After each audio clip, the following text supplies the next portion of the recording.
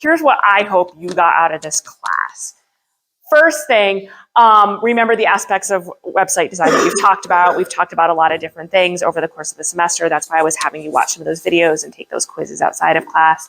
So remember what some of those are. In regards to content, I really hope you think about what's your expertise. And you guys might not yet feel, just because you're still in college, that you've developed an expertise. But even if you haven't developed one completely yet, you are going to. And I really want you to continue to think throughout your lifetime and your career, like what are these areas of expertise that you're developing and what do you want to do with it? Like that knowledge and skill that you're developing, where do you want to spend your time? Who do you want to serve? Those are all really, really important things.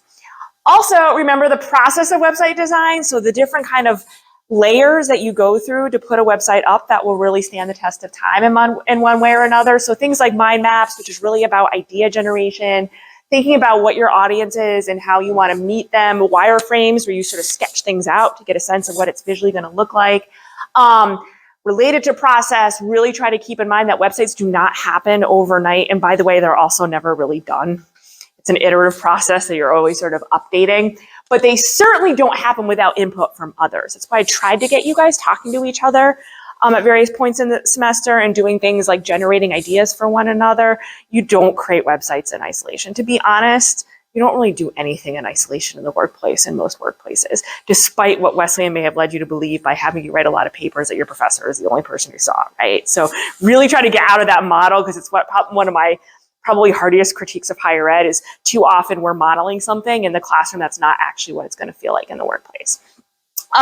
Start embracing the idea, this goes back to the expertise issue, that you will become an expert in something. I already said that before, but really start to think about what that is.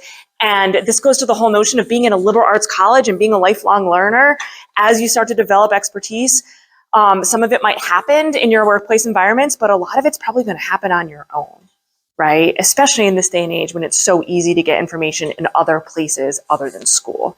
Obviously the internet, but also your network and so forth. So think about how you'll cultivate, nourish that expertise in your job or outside of your job, and how will you convince others that that expertise is real? I mean, really think about that. And that's why I tried to spend some time on those about me statements. Like, what are you saying? How are you saying it? How are you getting people to believe you? That's so incredibly important. My final one, which is really not so much to do with anything, but I always tell Wesleyan students, because you guys all got into Wesleyan because you did too many things, right? That's why you were accepted. That's the environment we've created during the admissions process. And so what I try to tell students now is don't overcommit. We rewarded you all through high school and by admitting you to Wesleyan and places like Wesleyan, by doing as much as possible, but in the long run, you're going to be so tired if you keep doing that. So I tend to tell students, try not to overcommit, to commit to what you really care about, show up for those things, and try to let everything else just kind of fall by the wayside. Just for your own mental health and sanity, but also to do things like develop expertise in the areas that you care about. You're going to have to let other things go. And I always just feel so bad for students in this generation, because I feel like we programmed them to do something completely opposite. Basically said you had to do 1,000 things or you weren't going to get into a good college. So, but you already got into a good college. Now you can let some of that go.